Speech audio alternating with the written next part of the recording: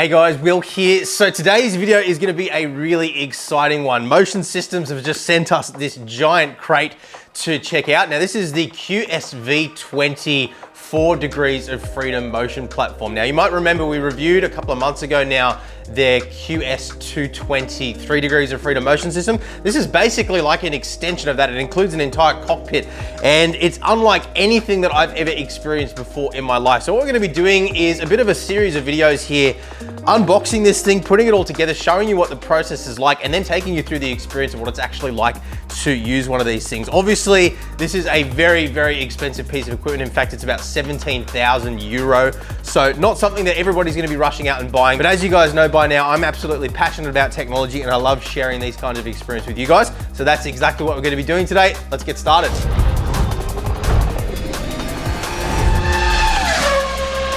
Okay, so firstly, I wanted to say a couple of thank yous. Obviously, having the opportunity to do something like this is a really massive thing for us. So we really do appreciate, firstly, you guys for giving us the audience that allows us the opportunities to do these kinds of things. So we really do appreciate every single one of you guys that watches our videos and has subscribed to the channel. So if you aren't already subscribed, we really would appreciate you doing that. I know it doesn't make a massive difference to what you see in your newsfeed these days, but it does make things like this possible for us to do. So if you enjoy the content, subscribing is a really awesome way of helping support us to be able to do things like this. Also want to say a big thank you to Cubic System, who are a division of motionsystems.eu, for sending this across to us. I already told you the price of the thing, so obviously it's a huge deal for them to send something like this all the way to Australia for us to check out. I don't even want to know how much this thing cost to send over here. I mean, I'll give you the dimensions quickly. It came on the back of a big truck with a pallet jack and everything. They've got an electric pallet jack to bring it up, and they actually were hoping that I'd have a forklift here, but yeah, it was absolutely crazy getting the thing here.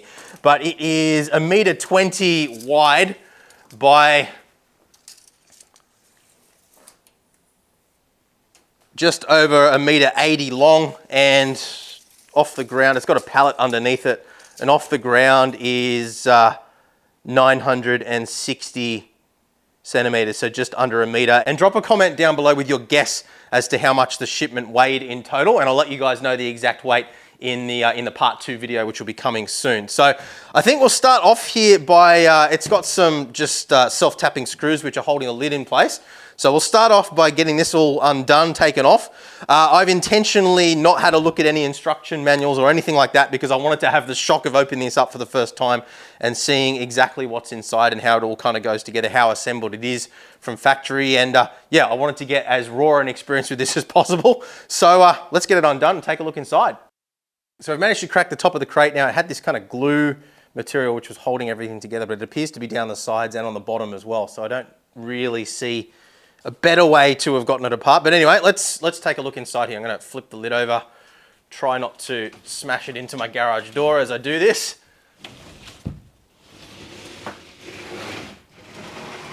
There we go. About as graceful as I can be with that. And okay, wow, okay.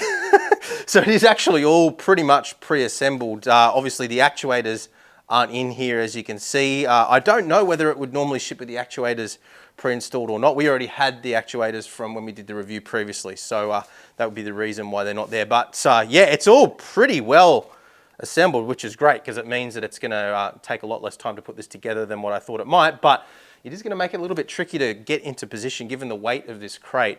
Yeah, it does look like there's a bit of modular stuff here. There's a few bits and pieces that we can take out. Yeah, we can unwrap some of this stuff. And it looks like these are like condensate discharges that they've got inside the crate even, which is pretty cool. I guess that's what those things are. Let me know in the comments, what are those? But I think they're just discharges for any condensation that might have formed inside the box. But yeah, let's get this unwrapped, get some of these individual bits and pieces out, and we'll figure out where the heck we're going to put this in the studio and get started on it. All right, so we just cracked this thing out of the box. It is a thing called a humidity stop, and you can see how much liquid there is. I'm assuming that that's the moisture that it's captured. There's one on the other side as well. I'm assuming that's what it's captured, but I'm not 100% certain. Maybe it's got stuff in it, but there's a little bit of moisture around inside the bottom of the crate, which is interesting, but yeah, the unit itself doesn't have any moisture on it. It has been sitting in here in the studio for about 3 or 4 days at this point, so it's had time to settle and everything. But yeah, just thought that was interesting. We'll set that aside And yeah, from there, it should be as simple as just kind of cracking these guys. They're kind of bolted in from the underside, so we'll just cut those, I think. And that should allow us to move things around. Hopefully this on its own isn't so heavy that two people can't move it on their own, but we'll find out very soon. This base part here was pretty much on the limit of what Tom and I could maneuver ourselves. We ended up rolling it onto a couple of skateboards, as you could see in the footage, and just kind of dragging it across. So it worked, we got it onto the ground. Now, if you were to buy this pre-assembled, it does come with a couple of sets of wheels that you can see here. And I believe that you just kind of bolt those on and it kind of lifts it off the ground as you bolt it in, I would imagine. I'm not 100% certain on that. And that would be how you would maneuver it, because yeah, I can't see any two people being strong enough to lift this out of a crate on their own with it fully assembled, with the weight of the actuators, the weight of the control modules, plus that, it's gonna be ridiculously heavy. So yeah, but anyway, what we have here is basically a modular system. You can see the cockpit is kind of pre-assembled, and then you've got these little couplings which bolt onto the actuators themselves. So we're gonna have to mount those onto the actuators. I think the best way to do that is probably going to be to actually remove them from here, bolt them onto the actuators, bolt the actuators into the frame here, and then lower this on top, kind of get it into position, sitting it on top of foam and wood and whatever, and then get the bolt through again and get it all done up. I was lucky that I did actually have an Allen key that was the right size for these. It's been sitting on my shelf for years now, 17mm it is, so huge there, but got the job done. But yeah, look, I mean, it's pretty simple really in terms of what's going on around it. You've got a couple of couplings here as well, same kind of idea for the back, and seat rails there too. It's quite an interesting design how the cockpit all kind of bolts in together with these, I guess you could call tie rods almost, that join everything together. Very sort of automotive feel to the thing overall. It looks like it should be pretty sturdy in the wheel deck as well, with all the cross bracing and everything. Nice adjustments here for sliding things forward and back. So then that whole assembly is basically just going to be suspended on these 4 uprights, which will have the actuators in them. And that's got a mind of its own, that one. And that's going to give us our 4 degrees of freedom. So we should have heave, pitch, roll, and sway. But next step now will be to, yeah, mount those rod ends onto the actuators themselves, get the actuators and their control modules mounted onto the base. And then once we've done that, we'll be able to put this on top, get it all lined up properly, put those bolts back through. And that should hopefully be us set to fire the thing up and see if it all works. So let's get to work.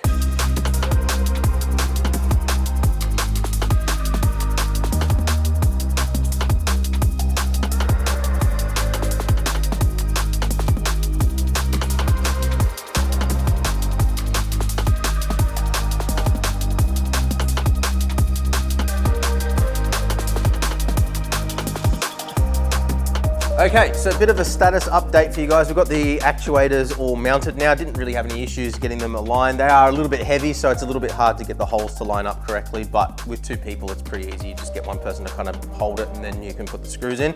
Yeah, no dramas there. Just obviously had to make sure that the cables weren't twisted up or anything like that.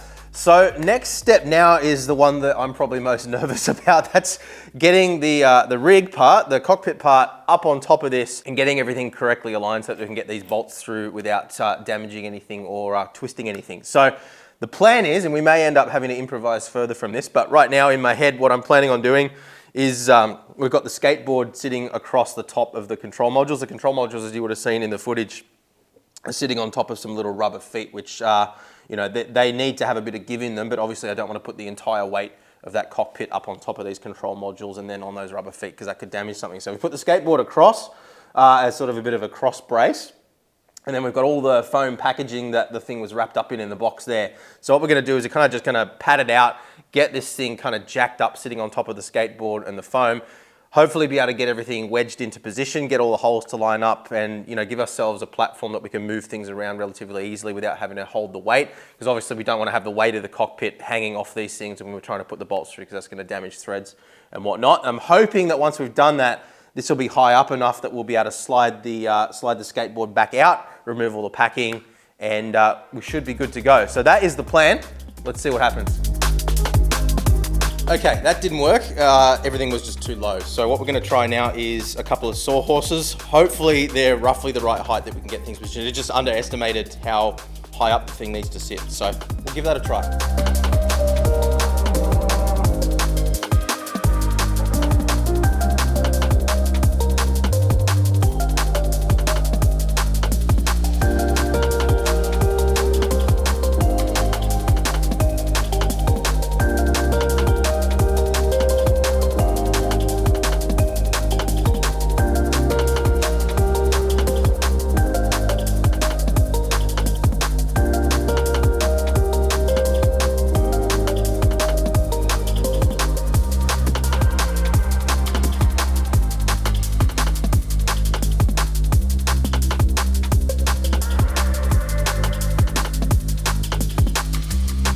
I think we've made it. There might be a couple of minor adjustments that may end up being major adjustments. I'm not sure. I'm a little nervous about the spacing on some of these because we did have to rotate them a little bit just to get them in the right orientation and everything. And yeah, having to take this off again to adjust them, and then yeah, it could be a nightmare, but we'll cross that bridge when we come to it. I think it's all good. I don't know exactly where the actuators are centered at the moment either. So what I'll do is in a moment we'll power it on together. I haven't powered it up yet. It should run through some sort of a calibration self-leveling process, I believe.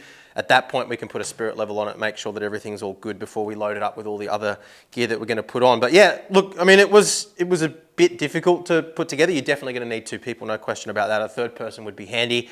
As you saw, we ended up using a couple of sawhorses underneath it to kind of get it in the right position. And then I got out my 3-ton trolley jack at the front just to allow us to raise it and lower it with precision, just to get the bolt underneath and these two guys in. These ones were definitely the most tricky. Just because at that point everything was kind of free playing around, and by the time we had those in, it kind of gave us a nice fixed pivot point that we could do everything else. But yeah, not too much of a drama there. So yeah, look, in terms of wiring and everything, there's the wiring diagram there. If you've seen our review of the QS220 system previously, the wiring is pretty much exactly the same, if not identical. So I won't bore you with all the details of that now. You can check out that review if you want more detail on that. But yeah, look, we didn't run into any problems really at all. Everything was pretty self-explanatory. There are a couple of bolts that were missing for grounding straps and bits and pieces like that, so I'll get in touch with them about that. One other thing I did notice is they do include these wheels that are normally fitted from factory when it's shipped and allow you to move it into place. So you have to actually take the wheels off before you start using the thing. Didn't get any bolts with those, so we'll have to get in touch with them about that to fix that up, because that's going to make it a lot easier to move around if we have to. Now that everything's bolted together with the actuators on it too, and once we've got all the other hardware on there, it's going to be, it'd have to be over 400 kilograms, I would imagine. So yeah, it's going to be pretty hefty. Okay, so I think we are pretty much ready for a first power up. Now, what I've done, obviously we still don't have any actual sim racing gear on here, but I want to show you guys what this looks like operating, and I want to see for myself what it looks like operating as well. So what we've done is we set up a second rig just off this shot over to my right hand side. That is going to basically be our input. So what I'm going to do is I'm going to fire up the PC, get it all running with that as my input. I'm going to be sitting in that rig, but with everything working, theoretically at least, this cockpit should be moving around and reacting to what I'm doing in that rig. That should give us a good view of exactly how this thing operates. So I've already got the software installed and up and running. What I'm going to do now is I'm going to power this up, and it is legitimately the first time that I've actually enabled the motion on this. I had the control boxes up and running so I could install the software, but we've got our emergency stop button just here. Let's go. So it's off. I hear, oh, there we go, it's dropping down. Nothing's exploded, so that's a good start. It's not stretching any bolts or anything. Okay, so that looks like it's kind of calibrated itself and it's centered now. I can see on my screen over there it's showing as parked, so I think we're good to go. Let's get up and do some driving, and let's see what this thing does. Okay, moment of truth. I think that this is close to, if not the most ridiculous thing we've ever done here on the channel, but I kind of just wanted to see this thing running before actually sitting in it, because I don't really know what to expect, and I'm a little bit nervous about it, to be honest. So let's jump out on track now. We're in EA Sports WRC, which actually surprised me. I wasn't expecting it to be compatible, because I remember they had some sort of a D-Box exclusive, but nonetheless, there's a profile for it, so I assume it's going to work. Let's head out on track now. I've just set everything up completely default with the most reactive setting there. You can see it's bumped up into, sprung up into action there. at the midpoint, as we would expect. Looks like it's pretty well centered as well. All right, put the keyboard down, let's go. No idea what to expect here. It's not doing anything yet. Well, there we go, all right. Holy, look how it twists. That's wild. It's so reactive, look at it. Let's just stop again here, put the clutch in. Look how it just, that's wild. Get a bit more speed into it.